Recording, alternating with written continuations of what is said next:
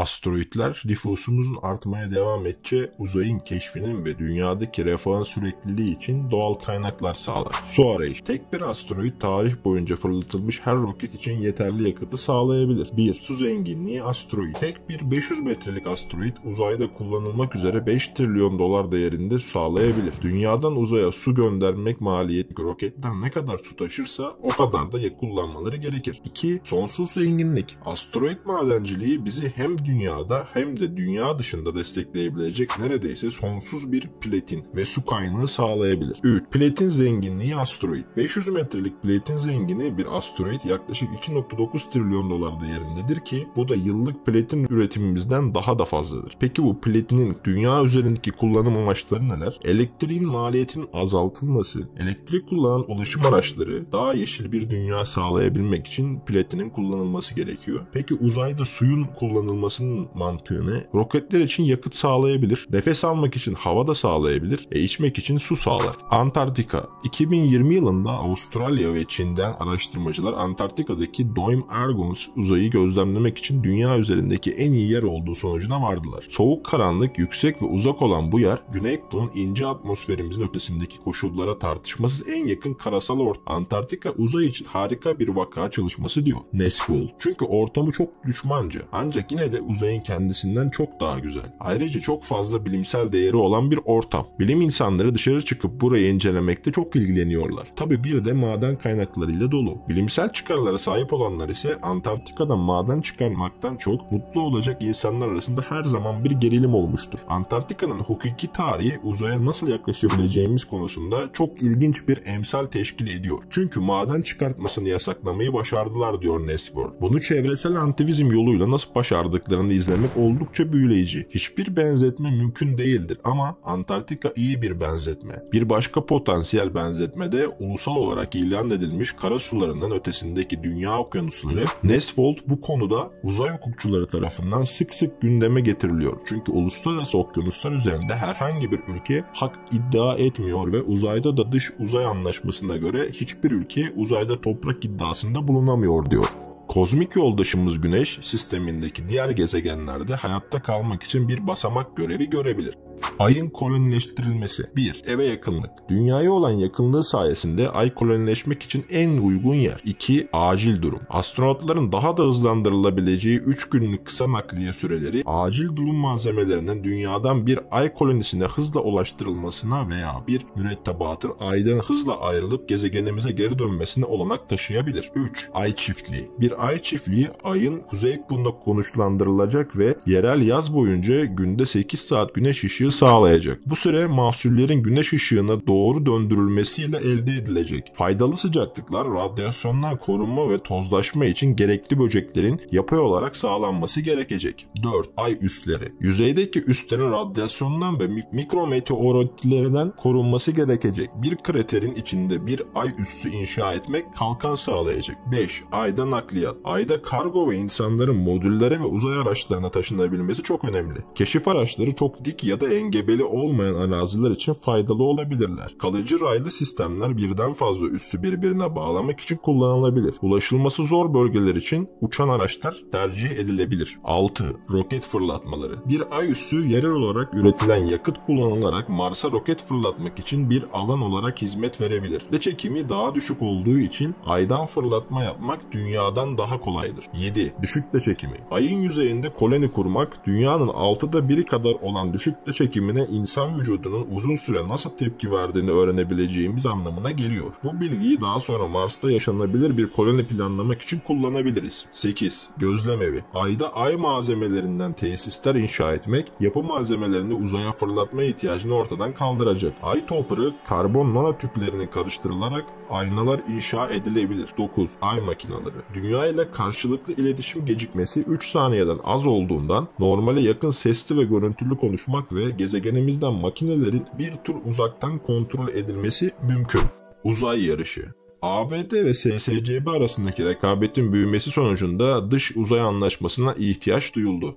04 Ekim 1957 ilk yapay uydunun fırlatılması. 31 Ocak 1958 ilk Amerikan yapay uydusunun fırlatılması. 12 Nisan 1961 Yuri Gagarin ilk insanlı uzay uçuşunu yaptı. 20 Şubat 1962 Amerika'nın ilk insanlı yörünge uçuşu John Gale tarafından yapıldı. 16 Haziran 1963 kadın kozmonot Valentina Tereskova'nın ilk uzay uçuşu. 18 Mart 1965 Alexey Leonov uzay yürüyüşü yapan ilk kişi oldu. 31 Mart 1966 Ay'ın yörüngesine giren ilk uydunun fırlatılması. 20 Temmuz 1969 astronotlar Ay'a inişi. 17 Kasım 1970 ilk keşif aracı Ay'a indi. 19 Nisan 1970 dünyanın ilk uzay istasyonu Salyum 1 fırlatıldı. 14 Mayıs 1973 ilk Amerikan uzay istasyonu Skylab'ın fırlatılışı. 17 Temmuz 1975 ABD'nin Apollo'su ile Sovyetler Birliği'nin Soyuz'u arasındaki ilk kenetleme. 20 Ağustos ve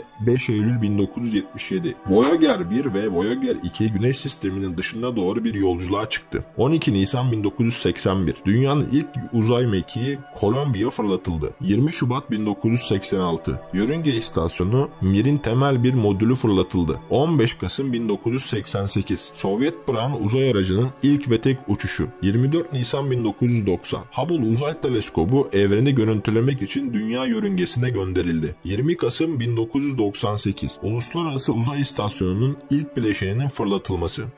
Zaman daralması. Aşırı hızla seyahat ederken zamana ne olur? Bir bilim insanından bunu ikizler üzerinde açıklamasını istiyoruz. Martin ve Carlos tek yumurta ikizleri. Martin bir doktoru, Carlos ise bize en yakın yıldız sistemi olan Alpha Centauri'yi ışık hızına yakın bir hızla seyahat etmek üzere olan bir astronot. Kalkıştan hemen önce Martin ve Carlos saatlerini senkronize ediyorlar ve Carlos Martin'e Einstein'ın özel görelilik teorisini zaman genleşmesini öngördüğünü hatırlatıyor. Yani yüksek hızla hareket eden saat daha yavaş ilerliyor gibi görünüyor. Bu durum Martin'i düşünmeye sevk etti. Carlos hızla hareket ederken saati daha yavaş çalışacak. Bu da döndüğünde daha genç olacağı anlamına geliyor. Ancak Carlos'un bakış açısına göre yüksek hızla hareket eden Martin olacak. Bu yüzden Martin'in saati daha yavaş çalışıyor gibi görünecek ve dolayısıyla daha genç kalması gereken Martin olacak. Bu esasında bir paradoks olmayan meşhur ikizler paradoksudur. Peki böyle bir şey nasıl mümkün olabilir? İlk olarak görelilikte bile gözlemciler tarafından olay çiftlerine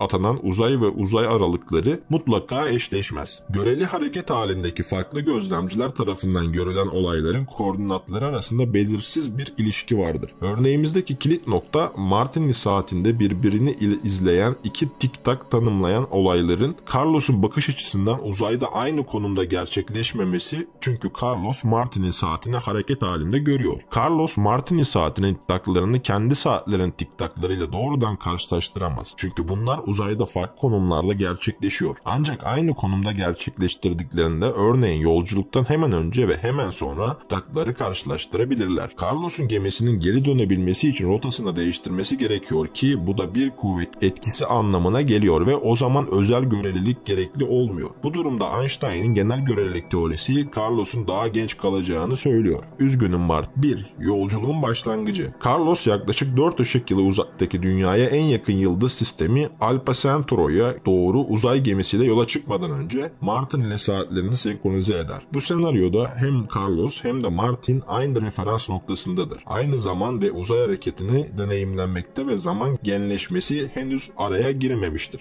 2. Martin'in deneyimi. Martin dünyada kalır ve Carlos kadar hızlı olmayan bir hızla seyahat eder. Martin'in bakış açısından Carlos'un saati Alpha Centauri'ye giderken ışık hızına yakın hızlarda seyahat ettiği için daha yavaş işlemektedir. Martin bir doktor olarak gününe devam ederken Carlos daha yavaş yaşlanmaktadır. 3. Carlos'un deneyimi. Carlos şu anda ışığın %60'ı hızda seyahat ederek yolculuğuna devam ediyor. Bu da saatte 1 milyar kilometreye eşittir. Ancak Carlos'un bakış açısına göre saati normal işleyen kendisi. Dünya ile birlikte inanılmaz hızlarda uzaklaşırken saati yavaş işleyen ise Martin'dir. 4. Varış farkı. Carlos'un varışıyla birlikte özel görelilik durum ve genel görelilik teorisi tekrar devreye girer. Zaman genleşmesi Carlos'u da etkilemiş ve Martin'in bakış açısından yolculuğun tamamlanması 160 aydan fazla sürmüşken Carlos'un bakış açısından yolculuk sadece 128 ay sürmüş. Bu da Carlos'un uzay gemisinde inerken ikizinden 32 ay daha genç olduğu anlamına gelmektedir.